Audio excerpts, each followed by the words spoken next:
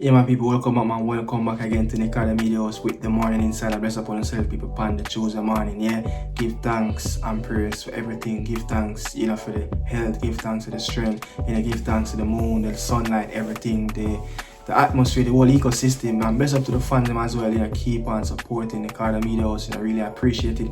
You don't know, but don't know we're there for another video again. Some weird story, weird story is coming out in Mexico about Shamar Nicholson. Yeah, Shamar Nicholson a club is interested in Shamar Nicholson. And also, I'm update again, the final update on Javon East story in Costa Rica. Mason Greenwood interview on his recent farm. You understand? And JPL in 5 and a Reggae Girl will feature on the show for the first time on the Morning Insider. You understand? That is what to come, in the show. I will be back after this clip. It's different.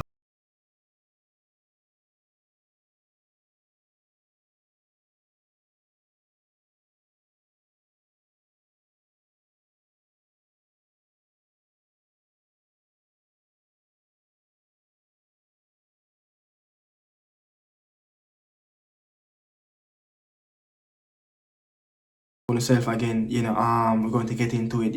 Let's start out of the news that's coming out on Monday yesterday about Javon East and his former club Saprissa. Finally they have come to an agreement.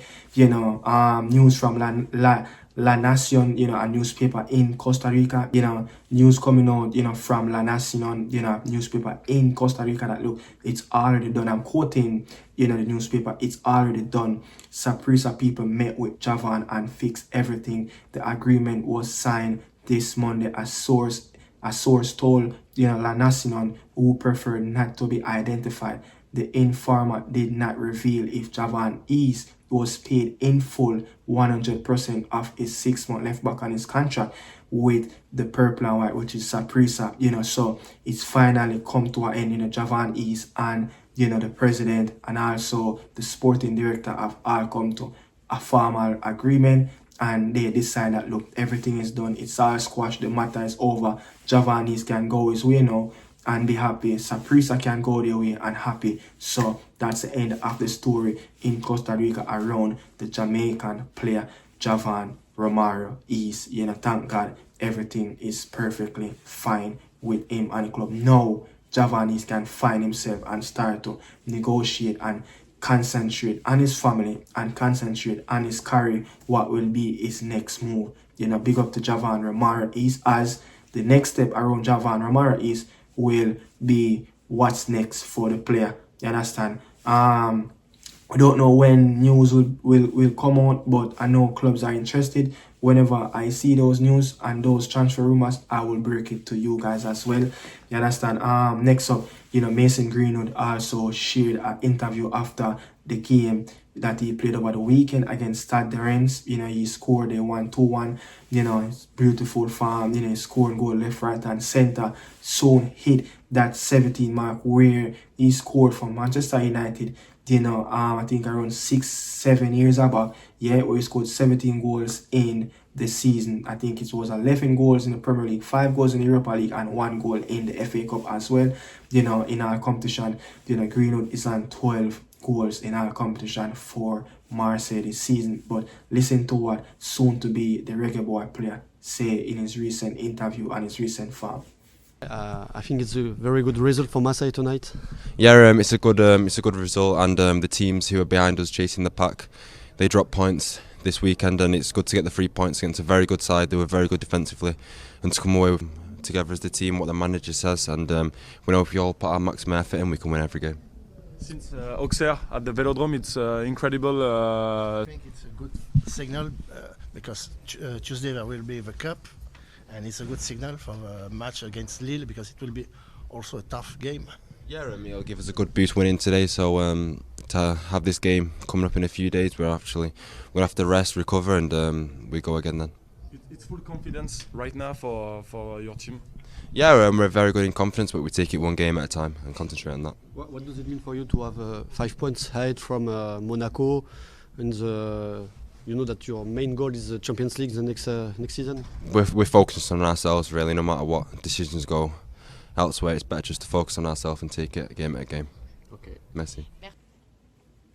You know, so that is it right there for Mason Greenwood. Now we're going to move on to the Reggae Girl player, Kayla McKenna. Yeah, Kayla McKenna, you know, I've played a game over the weekend as well in the Liga F, which is the La Liga for the woman. She's playing for Madrid CFF, you know, a team that's in the metropolitan area in the suburb of Madrid. You know, she came up against another Reggae Girl player, Tiffany Cameron, Real Betis. You know, Tiffany, you know, came on in that game. You know, Kayla McKenna started that game. She scored, you know, she scored her 4th goal of the season, 3rd goal in La Liga.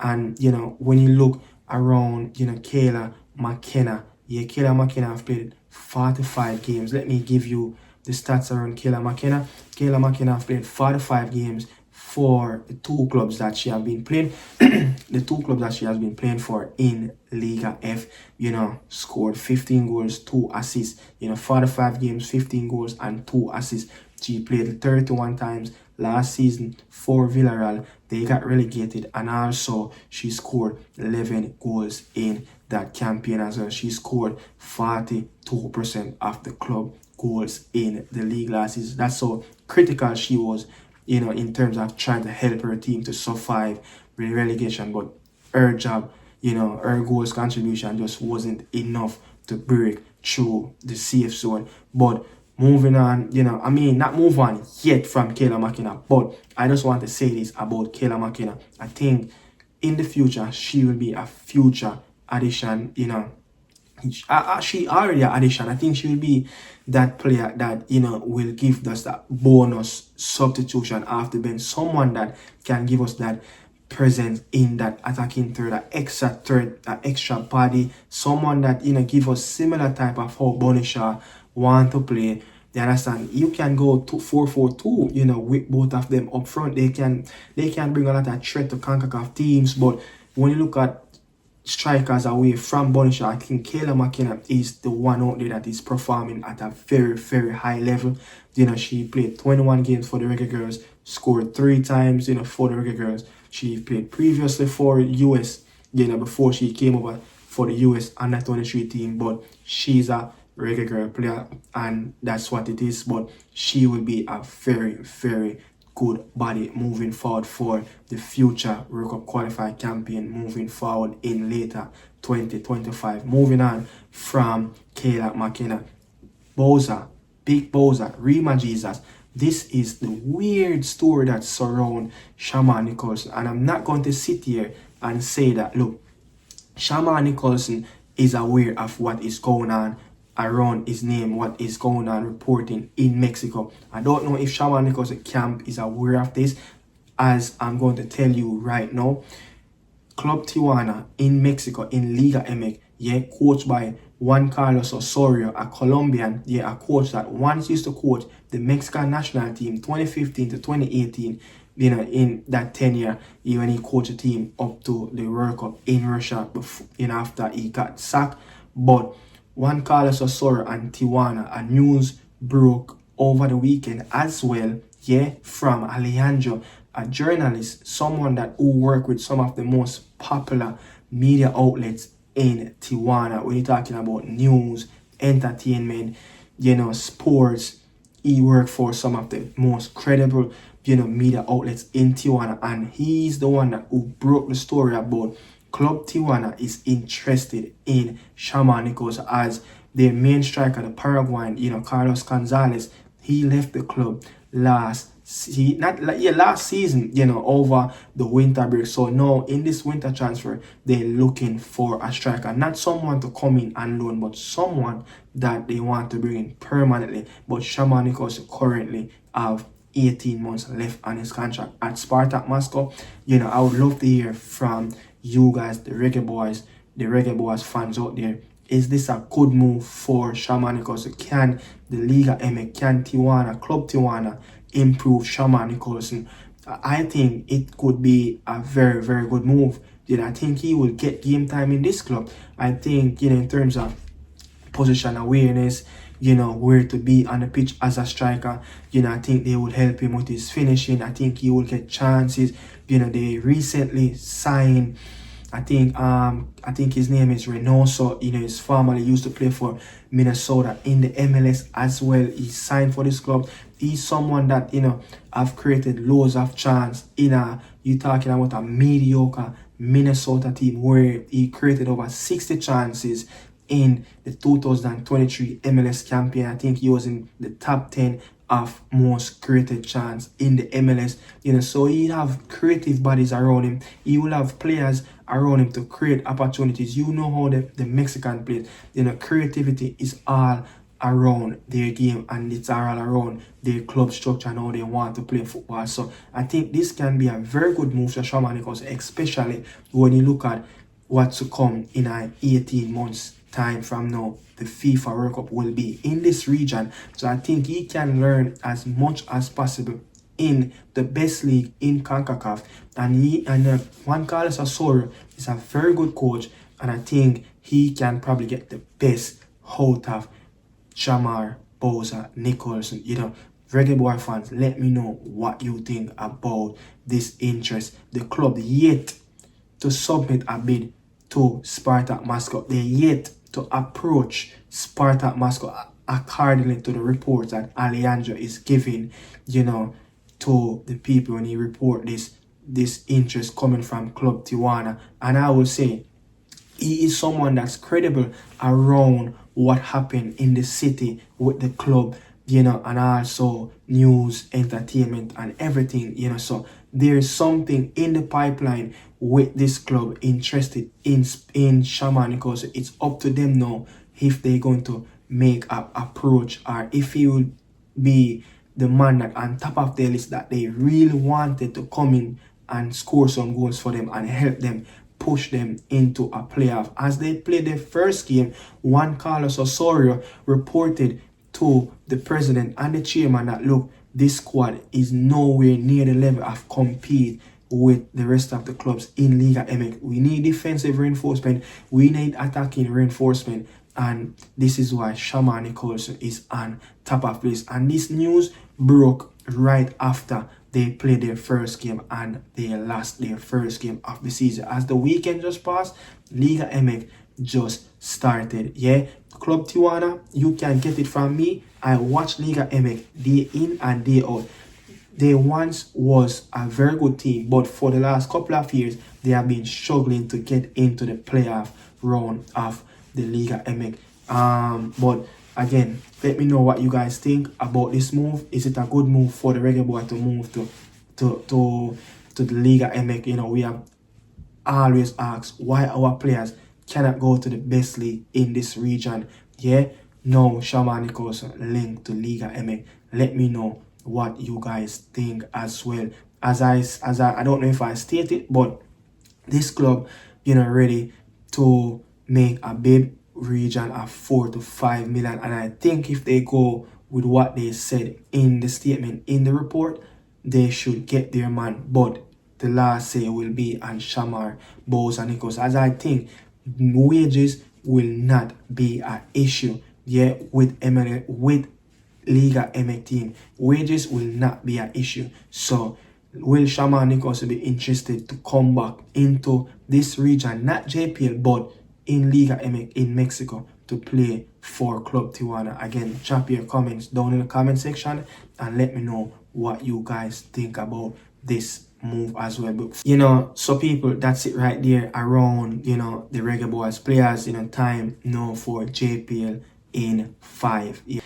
People, welcome on JPL in 5. As you don't know, first game out of the box, Chapelton Maroon versus Moline 0-0.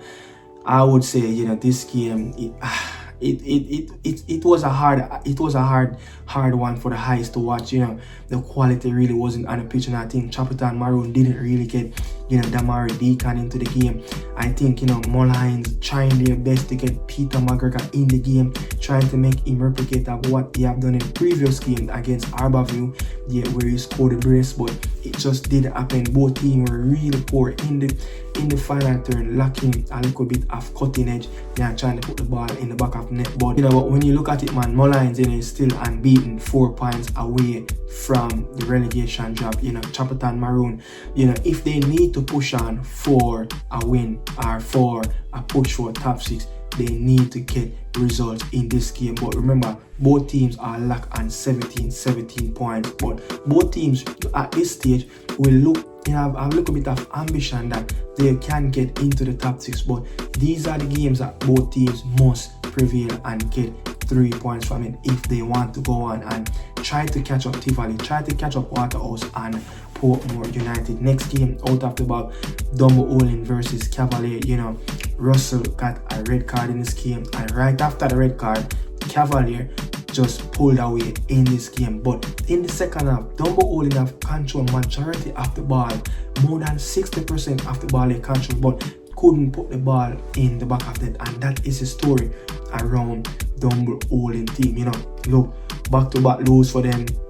They have conceded 6 goals in the last 2 games, 2 goals this week, 4 goals last week. They yet to score a goals in the last 2 games. But what's next? Dumbo Olin, they better be careful because they can get dragged into that dark fight. But Cavalier is keeping intact with Montego Bay and Arnicard, who is in second and third. And with Mobay drop points, Rudolph Speed will be smiling. He's closing the gap on third place, Montego Bay. And also, Stars of the East cannot get off the mark, as I don't know, as I said before, I don't know when Arborview will get 3 points on the board. They came back, some controversial, I don't know what is a problem with Arborview, coaching staff, the technical staff, about the referee and I don't know. Stop complaining about the game and trying to win football games. They got a 97-minute penalty kick. This was a relegation El Clasico. Look, Thomas scored, for Umberland, and then, Tahir Lyron scored in the 97th minute for Arborview. Arborview ended their 4-game losing streak, but only draw the game at home. You understand? Umberland gave up yet another game from a winning position. This is the second time they did this through the entire campaign, and Donovan Ducky be kicking himself because a lot of games that they play this season, they ride into the game until they just collapse. I don't know if it's lack of concentration. I don't know what is it with Umberland. They just cannot keep a steady head and get over the line with 3 points. Even they played against Cavalier team, I think they should have get something from that game as well. But both teams are right rock bottom. 2 points.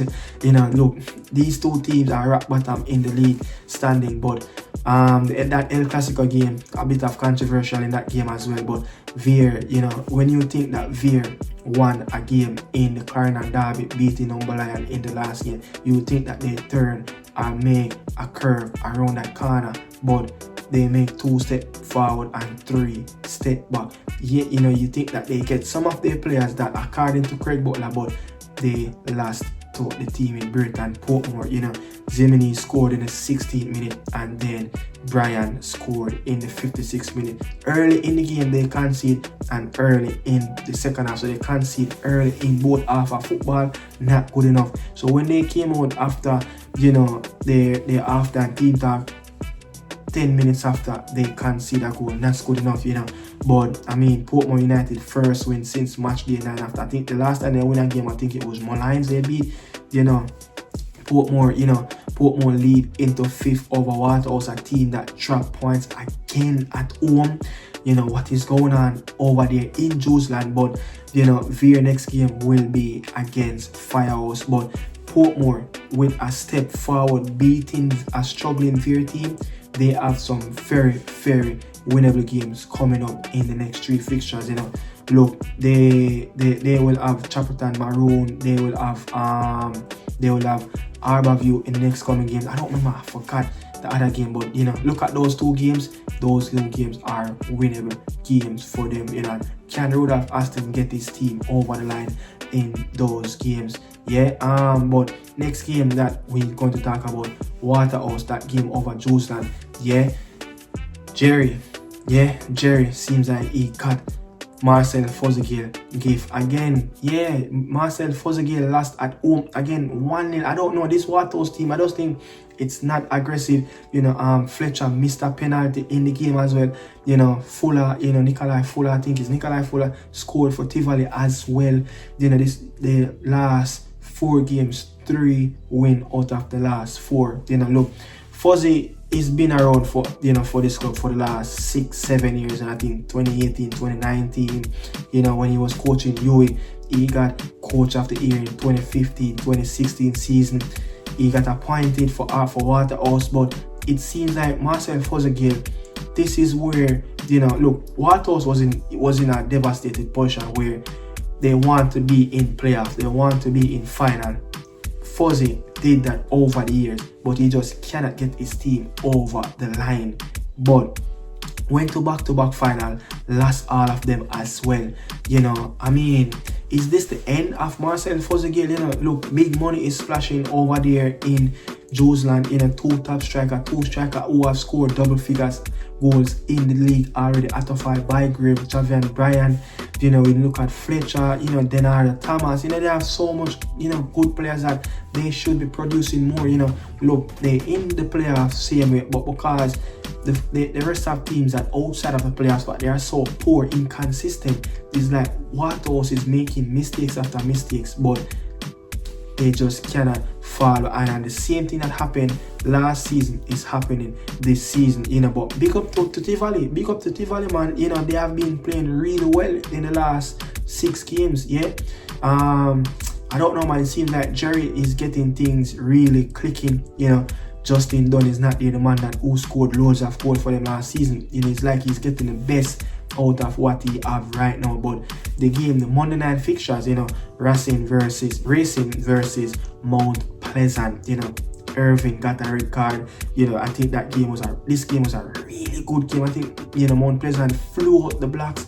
And again, probably the last 15 minutes of the first half, you would say Racing, you know, getting back into the game. I don't know if Mount Pleasant kind of stepped back off of the gas a little bit, but they went 3-1 down, they went 3-2, and you know, they almost got the equalizer 3-3, a brilliant shave by Shaquan Davis, you know. But I mean, 8 from 8, Tapa Whitmore team is peaking right now. They're playing entertainment football. You know, Shaquille Bradford scored again. The man that who's on farm right now. Is he the striker that Mount Pleasant been looking for? No, recently they signed Javon Walsh, but Shaquille Bradford is doing what Peter Gould really want. You understand? But big win for Tapa Whitmore and Fergie for Mount Pleasant. They 8 from the last 8, and you know, finally they concede 2 goals in a game. You know, it haven't really happened in a while, but they concede again. But Arnett Garden beating Moby 1-0 also in the second game. And I must say, last season, Arnett Garden versus the top 6 teams, yeah, Tivoli, Cavalier, Waterhouse, Portmore, Mount Pleasant, you probably say Moby, you know, it's not good. But last season, Arnett Garden played 10 games against the top 6 teams in the league. Last 5, draw 3, and only win 2. They only beat Mount Pleasant at home, I think, right after Christmas 2023, and also beating Waterhouse 1-0. Both games played at Anthony Spalding Sport Complex, but you know, but just cannot get things over the line. But you know, this season, you know, play 5 against top 6 teams, last 2, draw 1, and also 1-3. So you see the big difference, you know. And also, you know, the keeper Williams, he have gotten, I think, 6 clean sheets from his 10 games that he played for Arnett this season. Arnett is not just winning, they're picking up clean sheet. That is real. I think this is a 10th clean sheet of the season. You know, the Junglers are roaring in that department. But I mean, it was a really good game, and I think, you know, Owen Gardner missed a penalty as well. I think he could have done a little bit better, you know. But I think real good game, real good game of football. Two teams that lock on points. Now RICA Garden is 3 points ahead of Montego Bay, and RICA Garden is a team that seems that they want to chase Mount Pleasant for the first spot in the league. But very good game of football. Controversial penalty for Mount Pleasant. For Montego Bay, I must say, where Owen Garden missed that penalty. But I mean, that's it for JP Link 5, people. Thanks for watching. This is Nicardo Media House. I'm out.